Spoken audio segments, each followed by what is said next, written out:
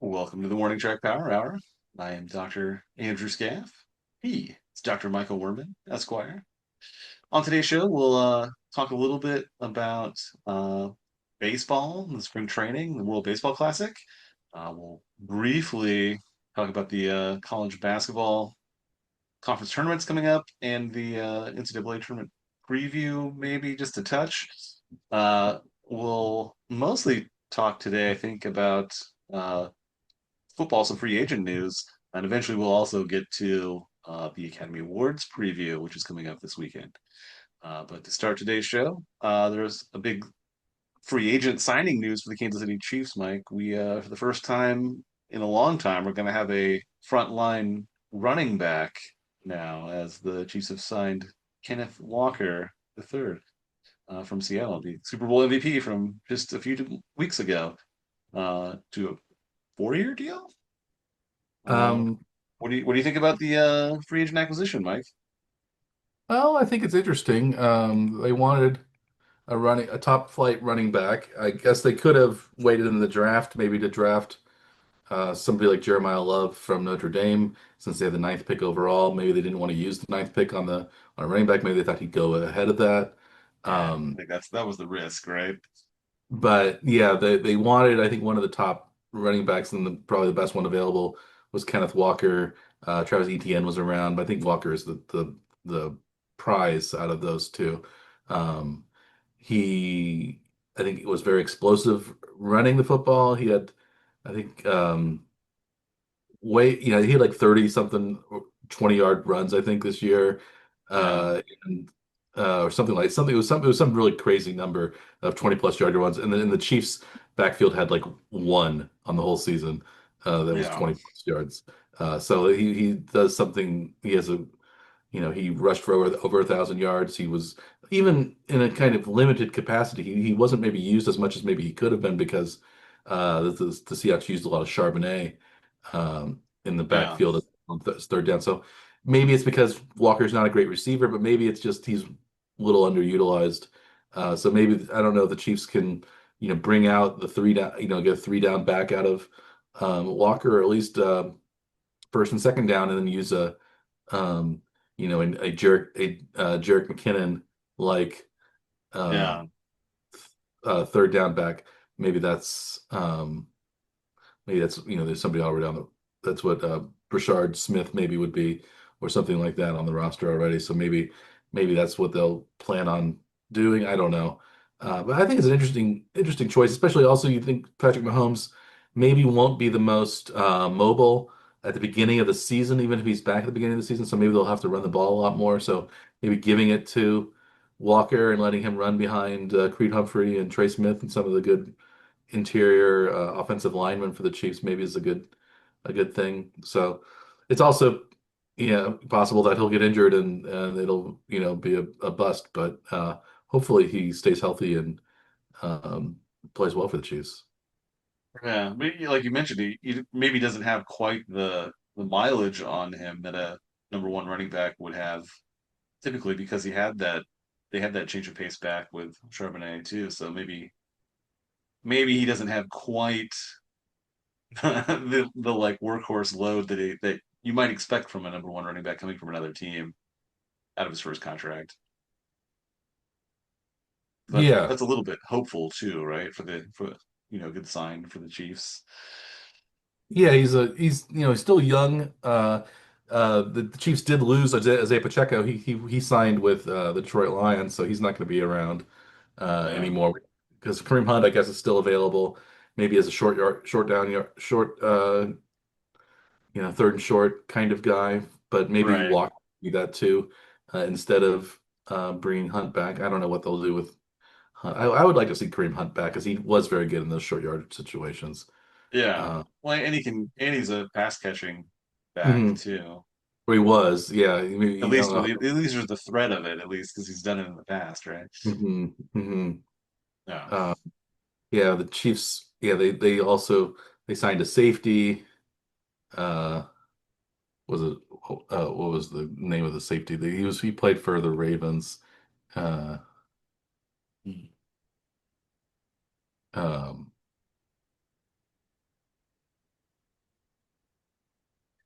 was Alohi Gilman. They Hmm. signed to a 3-year deal. So Brian Cook left, and he's going to be with the Cincinnati Bengals now. Since Chiefs lost a lot of free agents this so far already. Leo Chenal signed with the Washington Commanders. I mentioned Pacheco signing with um, the Lions. Jalen Watson and uh, Trent McDuffie now are going to be cornerbacks on the Los Angeles Rams together. So one of them was traded, one was signed as a free agent. So it seems like the Rams are picking up the Chiefs' defensive backfield.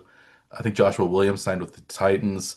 So all of the 2022 free agent class is basically gone except for Karlaftis, I believe, is the only one who is left. Maybe Nazeeh Johnson will re-sign, but like I think all the other Yeah. draft picks are now gone from that draft class that did very well. They won 2 Super Bowls and went to a third with the Chiefs, but after their 4 years were up. Um, but yeah, so it seems like the Chiefs are losing more right now in free agency than they're gaining. They also signed a nose tackle um,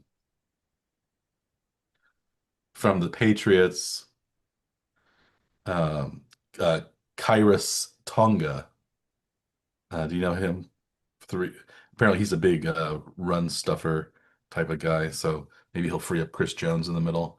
But he's sort of maybe an alternative to somebody like Mike Pennell or Derek Nottie that kind of maybe ran their course for the Chiefs. But yeah, I don't know. Chiefs are it's right now it's kind of entertaining seeing all the different free agent signings and who's going where. A lot of trades going on. New quarterbacks changing places. You see Malik Willis is going to be the new Dolphins starting quarterback. Tua Tagovailoa went to the Falcons, took I guess challenge for a job there. Geno Smith got traded from the Raiders to the back to the Jets. Did you see that? I didn't hear. I heard he was moved, but I didn't hear where he ended up. Yes. Back to the original Jets team. To Atlanta though. What is so what? So how many quarterbacks do they need there? I think Atlanta is getting rid of Cousins, and so I Is think that they're. what is that how is that what it is? I Because he think it's they're still getting he rid still of. has a couple years in his deal, doesn't he? I think, but Tua had like 5 years left on his deal when he got the heave ho in Miami. So But he he's only was getting. but he was cut, right? So Yeah, at yeah, least he's getting paid like $50 million to not play for Miami. He's getting the league minimum in Atlanta. right. Um, no, so but And yeah, that's crazy though, because they fired the coach and they're jettisoning their QB too. So that's yeah, they're just blaming everybody, I guess, for this, right? oh for my in Miami. In Miami, yeah. Yeah, well, and they're also getting Malik Willis as their new quarterback, who basically has had like 5 good games and uh was never, who knows who knows what he's really like. They're paying a lot of, I think they're paying like $18 million a year, which isn't very much for a starting quarterback for somebody who's barely played as a starter. It's quite Yeah, a bit. It's quite a bit of money, especially you're already paying $50 million or something to Tua and not even having him on the team. Um, right. it's a lot of dead money, but. Yeah, that's I crazy. guess the Dolphins weren't in a position to draft Fernando Mendoza, who seems to be really the only surefire first round draft pick quarterback this draft class. So who knows what they're going for. So maybe they're just going for Yeah. kind of a stopgap, or maybe somebody a little better than a stopgap who has some upside as their starter. But But you think again, they'd still have to have somebody in mind in the draft that they're going to try to develop, though, wouldn't you think? well, maybe they think Willis could turn into the real deal. So maybe that's what they think. Maybe He's just been in think he the took a league while to for develop. Yeah, but a while, right? maybe they think of him as it took Sam Darnold a little while to develop into a top line starter, and maybe Malik Willis was similar. I don't know. Yeah. The Darnold was stock like perhaps, had the expectation of being like a top tier quarterback. He just didn't have it initially in the league. yeah. And Willis was thought maybe to be a first round talent, but dropped to the third round because there weren't really any good great quarterbacks that draft. But so he went to Tennessee and played not so great in Tennessee, and then had some really good games for the Packers when Jordan Love was hurt. So I don't know. Right. Yeah. It's hard to predict what they're going to be like, and it's still early in free agents period, and some big signings and trades that were supposed to go through fell through. Max Crosby went to supposedly was going from the Raiders to the Ravens, but now he's I guess still on the Raiders. They didn't trade him to the Ravens because of some sort of physical issue that popped up. Yeah. Uh, Medical concern to do with yeah, with the physical. So yeah, so we don't maybe know he'll what get that traded was though. We someplace don't know if else. it's like some kind of latent injury that they'd become concerned with. There were a couple like baseball players, right? They had like ankle issues that they saw Yeah, that tanked deals before that then that teams use to like renege on their offering. So yeah, what do you think's going to happen with Max Crosby now? Do you think they'll have to work out a different deal still to Baltimore? Or do you think Baltimore is like done with this and they don't want to trade for Crosby? Because it seems like Crosby would be a good fit for Baltimore. Just in yeah. I think if they backed out now, they're not gonna get back in it. I wouldn't think Um, so. I don't know. I would guess Crosby's probably gonna stay with the Raiders. Yeah. If they think if there is some issue that he might have physically, Yeah. he'll probably stay with the Raiders. But who knows? Maybe he'll get traded someplace else. Maybe the Chiefs will pick up. I don't think that'll be a trade that the Raiders would make, but Probably um, not. I can see like if they had the same concerns after this that if they released him, then maybe the Chiefs would take a chance on him. But I don't think they'd try to work out a trade. yeah, I don't know what the failed. Do you know what the failed physical entails? No, I don't know. I don't know. I don't think it necessarily matters, right? If they just find anything that's irregular, I think the team can use it as an Hmm. excuse, no matter how, concerning it is. It's because it's based on a sort of feeling, I think, more than anything else. Yeah, yeah, Because they always say that, right? Like the deal is, pending a physical, but usually they don't, there's no flag thrown there. Typically, it happens occasionally. A team may balk at it, but yeah. So it was gonna be for two first round draft picks, I think, and maybe some other stuff. But um, yeah, we did mention last week the Chiefs had the big trade of Trent McDuffie. We had mentioned that as a possibility, but then they actually, I think, on later Tuesday, like on Wednesday, I think the day after we aired, uh, right. traded McDuffie for a fairly big haul of picks, including the 29th overall first round pick. So the Chiefs now have two first round draft picks and several other draft picks in the middle rounds of the draft now. I think it was a fourth and a fifth this year, and a A third third next year. I think is next what it year, something like that. was. Yeah. Yeah, something in that area. Yeah. Three, So so those, three picks in this draft, which is yeah, a nice extra capital to have, right? and the So Chiefs picked up another fifth round pick today or yesterday because of free agent losses last year. So the Chiefs have nine picks now in the first six rounds of the draft. So maybe they're looking to just reload in the draft and maybe not going to sign as many free agents this year. They don't have a huge amount of cap space, so maybe looking through the building through the draft is a good thing for them. well, and some of the players that they lost, if they had tried to sign them, they would have been considerably more expensive than they were being Yeah, paid. Jalen Watson, he signed for like $17 million a year. Trent McDuffie Yeah. has like a record contract now for the.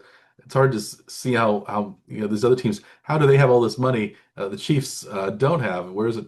Where's the Chiefs' money? I guess it's tied up in Chris Jones and then uh, Patrick Mahomes, and also now Travis Kelce, who is officially going to be back with the Chiefs. He did sign, or is going to sign a deal with the Chiefs again for next year. Did you see that 1 year deal, I think. 1 year deal for? think 12 to $15 million, something like Yeah, that. that's what I'd seen as an expectation. I did not hear it got any further than they were working on the deal. Yeah. Expected to be in that range. I didn't see. Is it finalized now or is it I don't know if it's finalized, but that seems to be closer? what's going on. If Um, they're talking about a contract now, it's gonna get done, right? yeah, yeah, I don't know. And that, are you surprised at all by that? Or did you fully expect Kelsey to be back for one more season?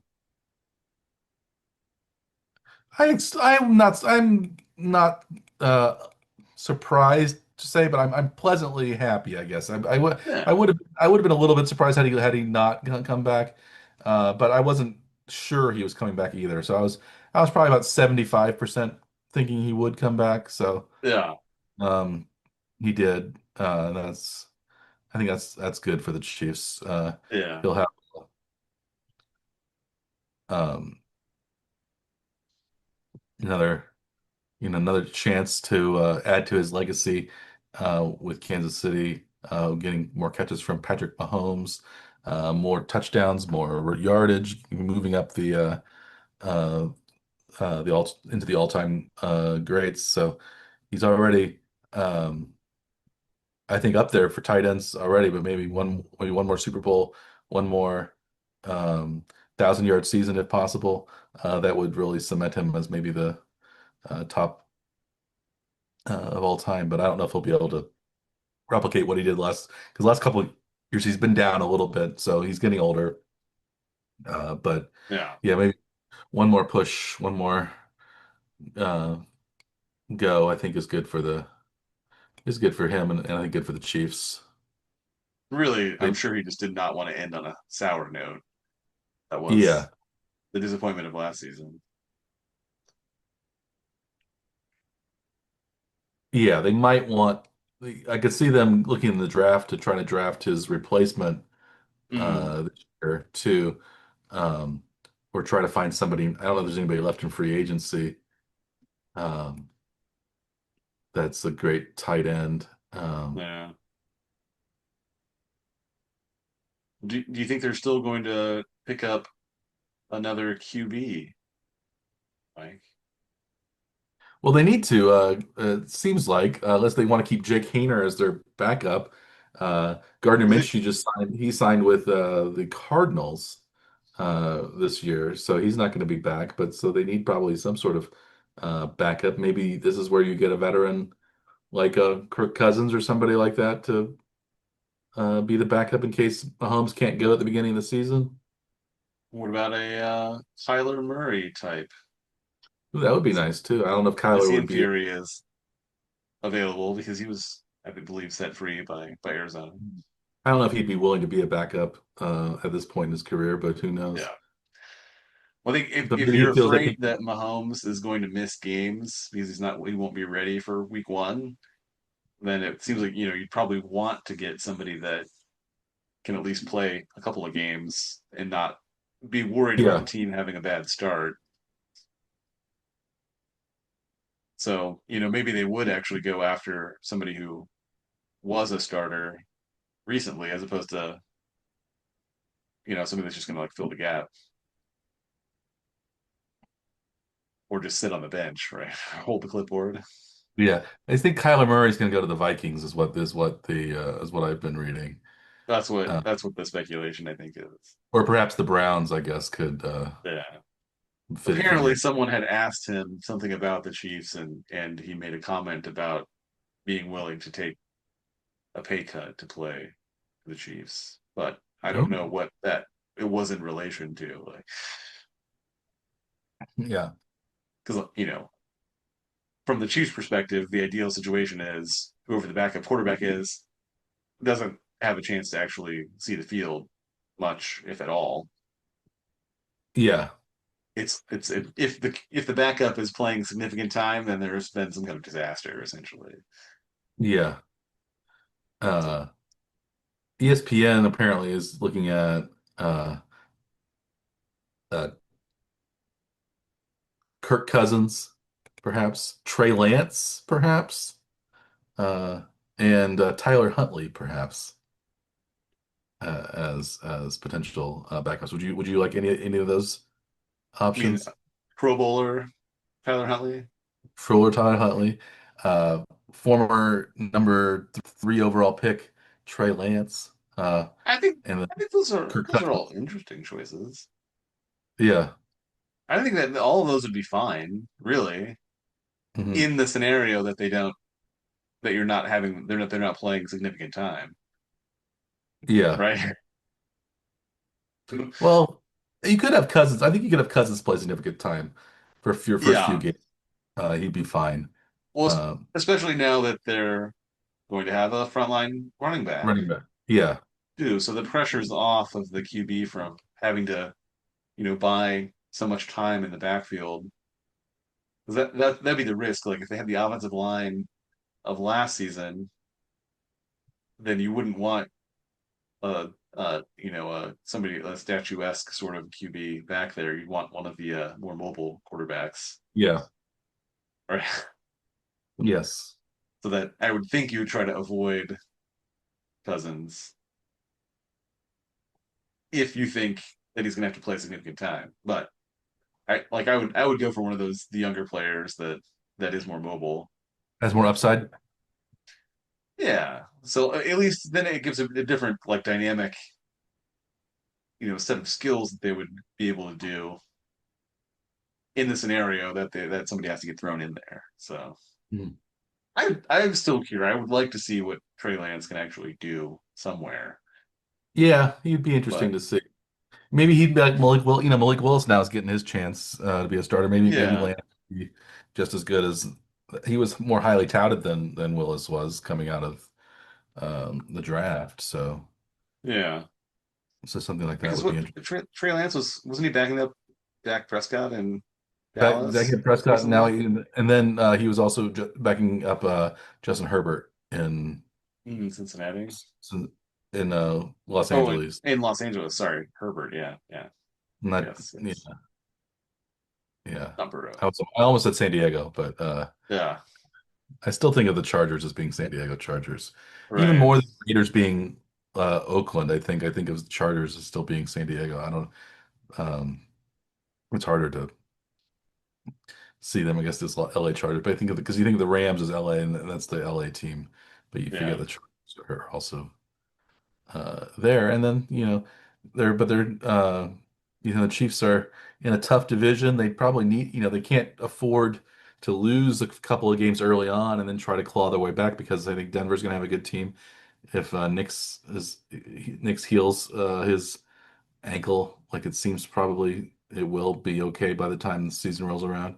And Justin Herbert as well with now with Mike McDaniel as the new offensive coordinator down in Los Angeles. It's going to be three tough teams, and you never know what the Raiders are going to do, but they're probably number four pretty easily at this point.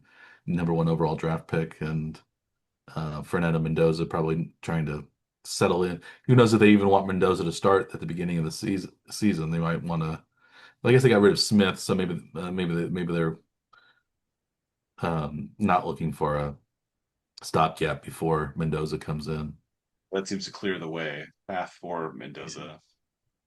You would Mendoza. assume that they want him to be the game one starter.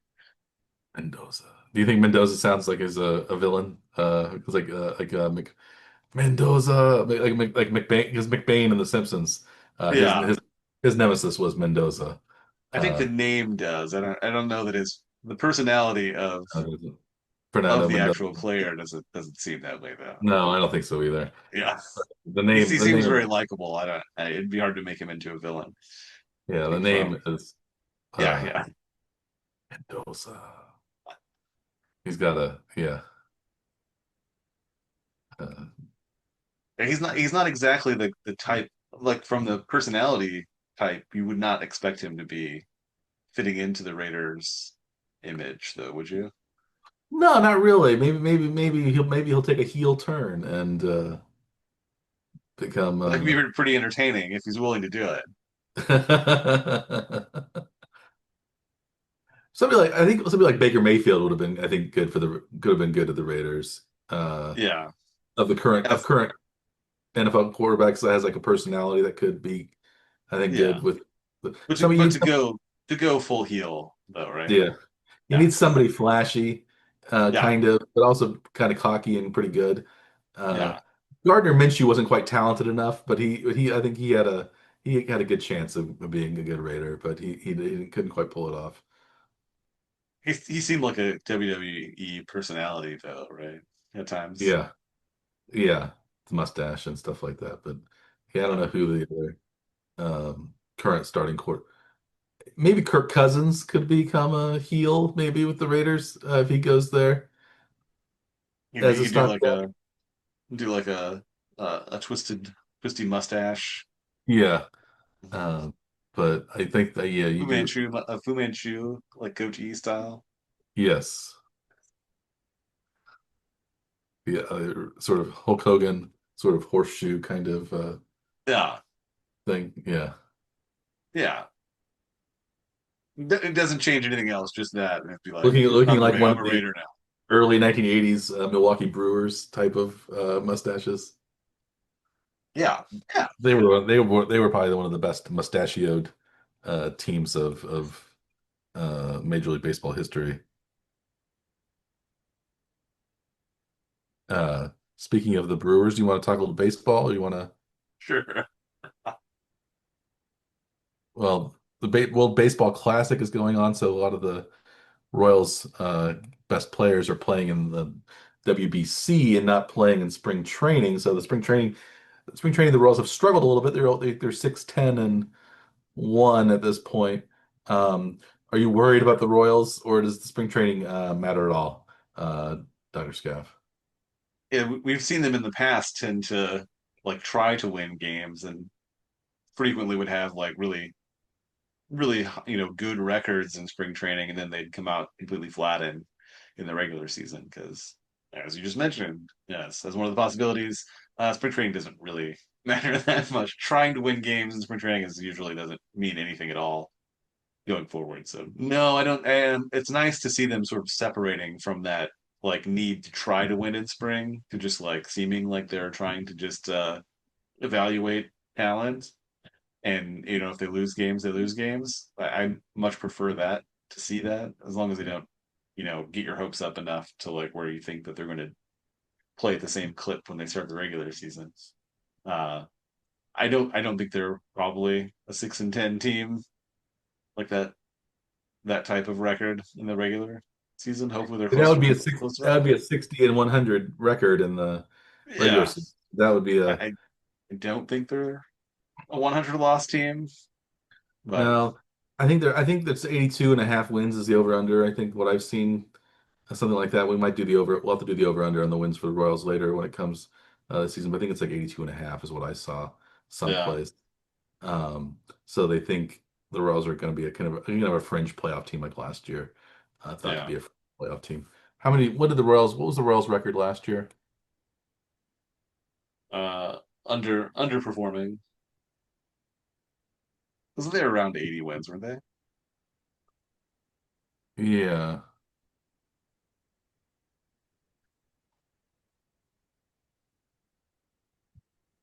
They were 82 and 80 82 and 8. I was thinking last they year. were good. Yeah.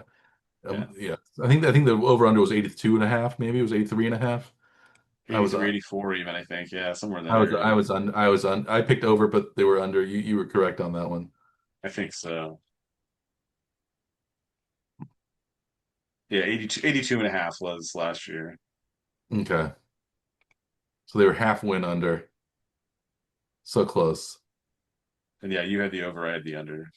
Yeah. How quickly we forget. Yeah, that's why we keep notes sometimes. Yeah, sometimes we do that. But yeah, any I don't know, there's any baseball news that One interesting note, I guess, from the World Baseball Classic is right now Italy is playing Team USA. So a lot of Royals are playing against each other in this game. Bobby Witt's leading off for the Team USA. Jack Caglione and Vinny Pasquantino are playing for Italy. I think Italy's up 5-0, I think, right at this point in the game. Ooh, While this is happening live as we're recording this on Tuesday evening in the US. So yeah, Italy's up five 5-0. nothing in the fourth. And it looks like Caglione has hurt the Royals with a two-run homer. I heard USA with the two-run homer. Hurt the USA and his teammate Bobby Witt. Ooh, Yes. yeah, that's not bad. And Michael Lorenzen, Royal as of last season, is pitching for Team Italy today. Bobby Witt has the only hit off of Michael Lorenzen. Hmm, How about that? interesting. I didn't know Lawrence was Italian. I was not aware either. Jack Caglione and Vinny Pasquantino are obviously Caglione and Pasquantino, Their, obviously. their names Uh, are a bit of a giveaway, aren't they? yeah, Lorenzen though is like yeah, that's a I think that's more of a Middle European, Yeah, German-esque name, yeah, but like yeah, but maybe his maybe mother is Italian. could be. I don't know. But yeah, we'll see what happens with the World Baseball Classic. And you can it's pool play, so it's not the but it's not the end if the USA loses. But it could be depend on seeding and things like that. The USA could be worried because they also have Mexico in their pool, and Mexico's a pretty good team. So I think Mexico's only lost one game too. So there could be end up being a if Mexico beats Italy, it could be a three-way tie for first place, and I think only the top two teams move out of the pool. So the USA could Okay, have a tie-breaking issue to worry about. But we'll see what. possibly. Yeah, the U.S. is 3-0 right now. Italy's 2-0. Mexico 2-1. So if all three Great teams British finish Brazil. three, all three teams could finish 3-1 because there are five teams in the pool. As long as teams beat each other, right, in the correct Yeah, when those games happen, yes. I think the USA probably has enough a lot of runs scored. Maybe they've run up the score against some teams, but losing 5-0 to Italy right now is not a good sign. But we'll see what happens with the Team USA. Um, are you rooting for Team USA to win the WBC? Or are you rooting for another country, Dr. Scaff? And I yeah, root for Team USA. They actually put like a legit all-star roster together for it. So I mean, they're actually trying to win. So it's Uh-huh. yeah, one of the better rosters out there. Hopefully they should be competitive in every game. But yeah, if they're getting behind 5-0, they're actually gonna have to work in this one to get back Yeah. into it. Yeah. Well, we'll see what happens with Yeah. WBC.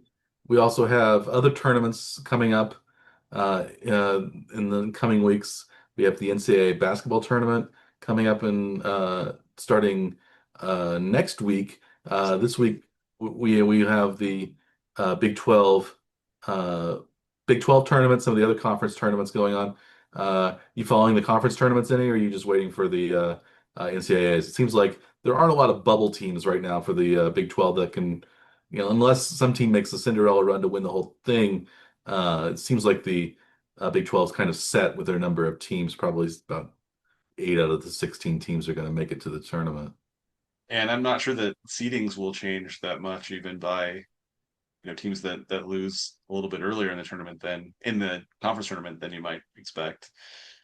Uh, and I think that's kind of the how it is around the the major conferences too. It seems like yeah. Well, and also some of the format of these tournaments, like this Big 12 tournament now with the single bye, double bye situation, you're really making it almost impossible for a team playing in day one to get very deep into the tournament. You're Yeah, unlikely you to have to have a win second round five bye. games in a row, yeah, to Yeah. win the tournament.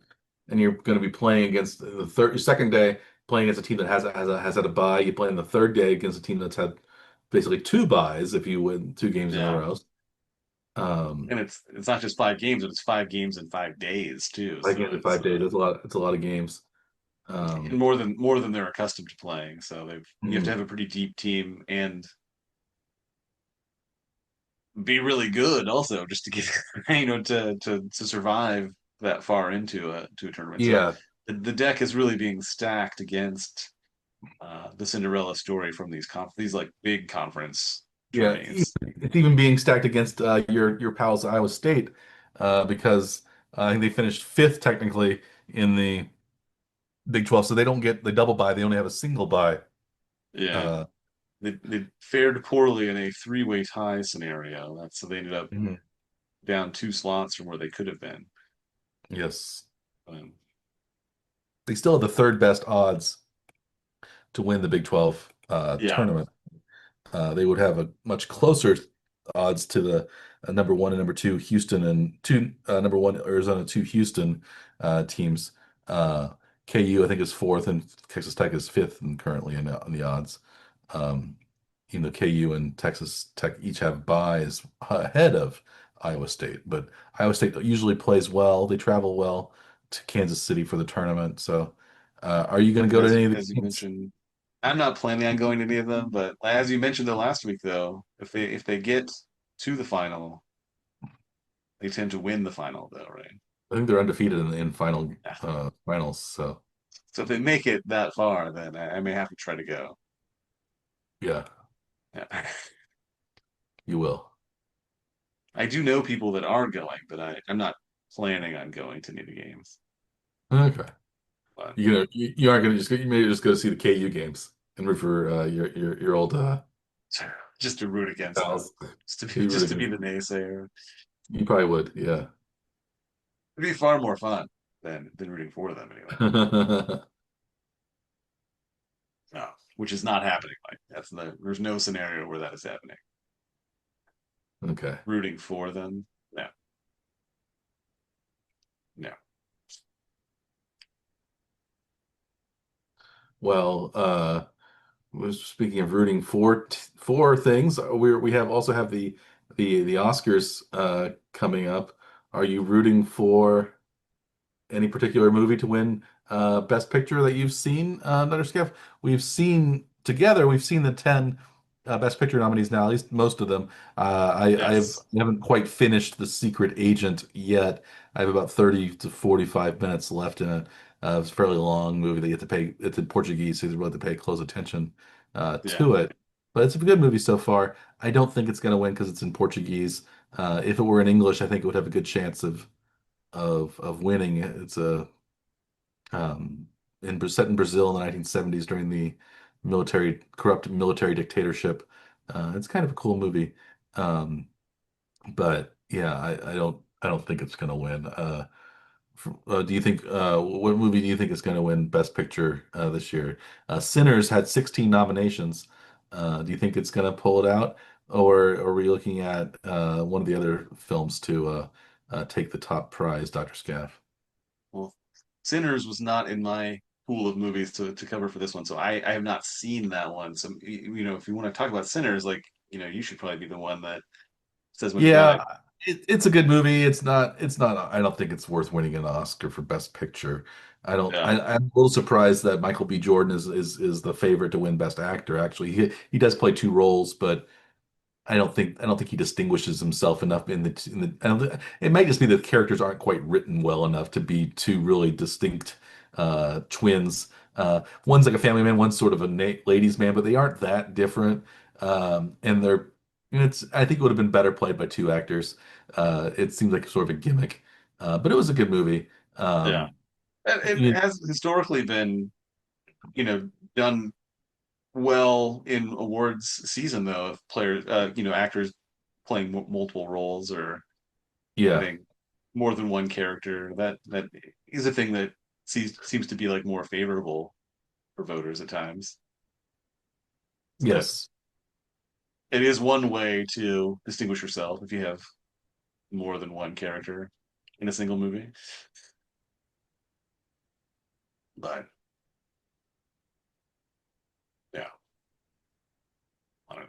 from Yeah.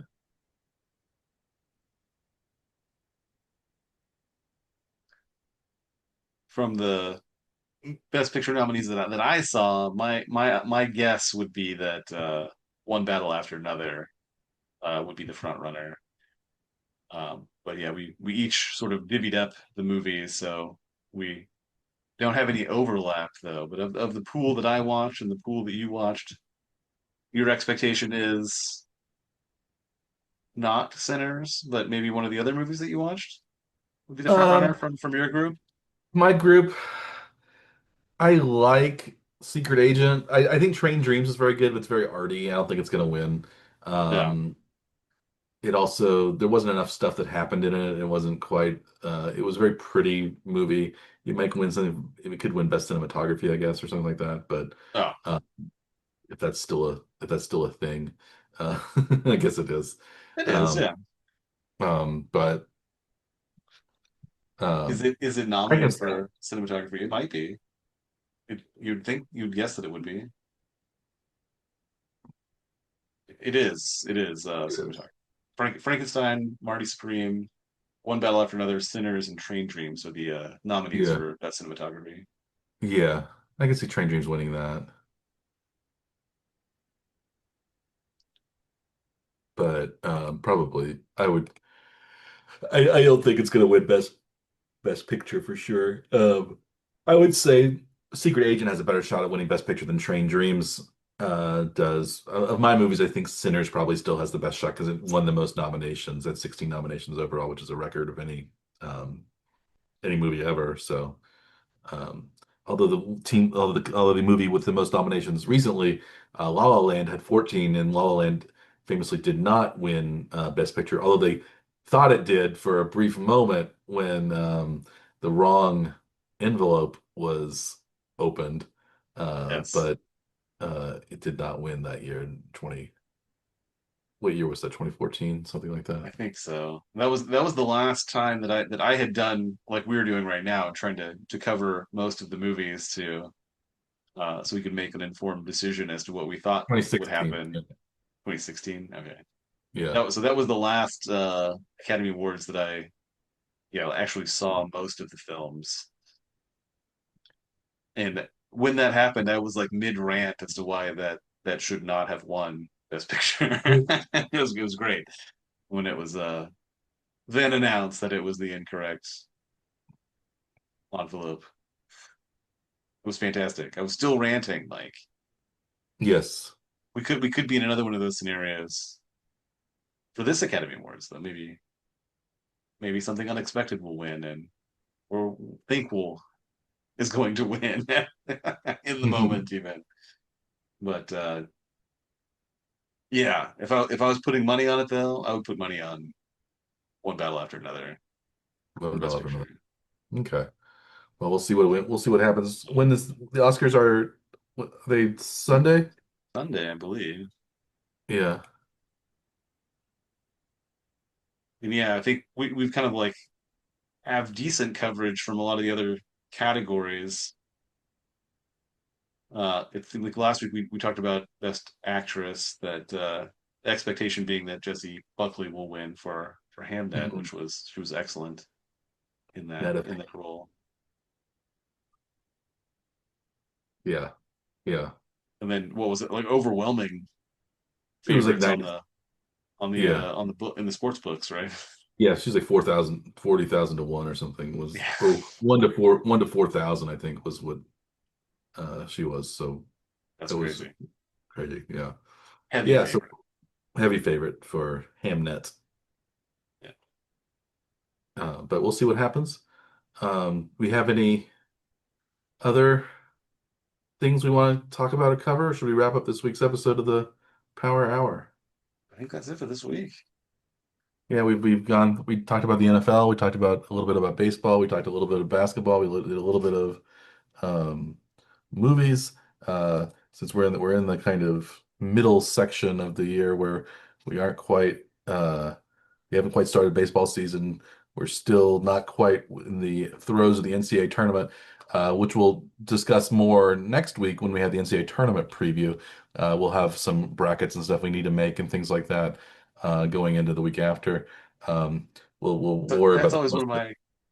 that's always one of my favorite things that we do. I think on this show though is try different methodologies for picking brackets and see which one actually does best. And Yeah, usually it's at least entertaining to go through the process of picking out all these different brackets. yeah, yeah, we'll have to do that. I'll see how much time I have on my hands Yeah. this because I've been busy with work lately. I have a lot of cases and trials and things like that that are going on at the old Maryland Public Defender's Office. I think I'll have my first jury trial that I have to try on Thursday. Ooh, well, that's So exciting. yeah, we'll see how that goes. But yeah, so got that looking forward to the next couple of days. So um, we'll see how it goes. And Good luck. no, thank you. Yeah. We'll see how it's not a good it's not a likely win, I don't think, but we'll see how it goes. There's not much of a loss either. It's a um anyway, I won't get into it, but Yeah, that's fair. we'll just maybe I'll discuss it later. But I assume there are privacy issues that you're being mindful of here. yeah, yeah, I could be vague enough and tell you what's Ah, going on, but we'll be even vaguer and not tell you what's going on. Uh, and instead we'll end up with we'll wrap up the one track power hour for another week. But next week we will discuss the NCAA tournament. We will discuss more football news if there's any, more baseball news if there's any. Uh, we might maybe a little wrap up of the Oscars if we want to discuss yeah, uh, that because this is going to be on Sunday, March 15th. So we also have maybe getting closer and closer to the NBA and NHL playoffs and see what else tickles our fancy coming up down the road. So, uh, in we for this weekend, we wish you the best of luck if you are making bets on the NCAA conference championships.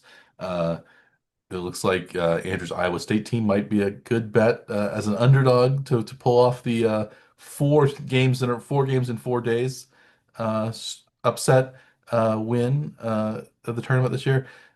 Maybe, or maybe it's going to be just Arizona or in Houston, the chalk or the Jayhawks. If speaking of let's, chalk, Dr. Scaff. no, That let's would be not. your nightmare. That would be your nightmare scenario. So I Absolutely. need that's my favorite bracket to make every year is the SCAF nightmare bracket, and I always debate whether it would be KU winning the championship with Iowa State losing in the first round would be the worst, or would it be KU beating Iowa State in the final would be the Like ultimate engineering worst. the bracket so that they meet somewhere. Yeah, Yes, that they have to meet, even if it's in the final, yeah. If it's in the just for my disappointment. That's for your disappointment. Yeah, so we'll have to make the SCAF nightmare Terrible. bracket come true. That's I don't terrible. want it to come, but we'll make it as one of we'll make it as one of the brackets this year, of course. But until next time, we will leave you with those tantalizing previews. Uh, and until next time, I am Dr. Michael Werman. He is Dr. Andrew Scaff. We are the Warning Track Power Hour. Please like and subscribe to our YouTube channel and or our podcast available on many different podcast delivery platforms, including the one you most favorite. And we appreciate your viewership, your listenership, whichever type of ship you happen to be giving us your fanship, your patronageship. None of those are real words, but I'll work on it anyway.